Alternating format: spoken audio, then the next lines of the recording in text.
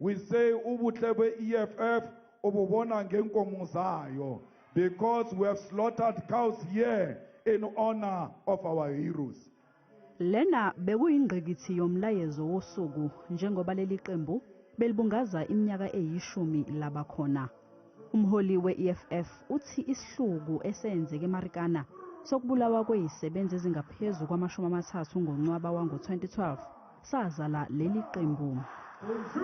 The pain of that day gave birth to the EFF, and that is why we are here today to free the hearts of the spirits that were killed on the 16th of August 2012. Ukhwele wazehlela eqenjini ANC elisola ngokuba nesandla kulesi sibhicongo.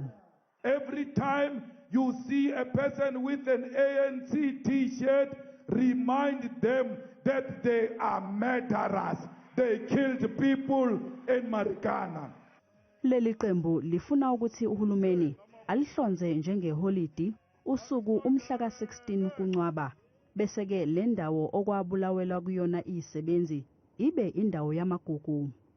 Umcimbi omkhulukazi we-EFF wokubungaza iminyaka eyishumi yasungulwa uzokuba senkundleni i-FNB eSoweto ngoMgqibelo.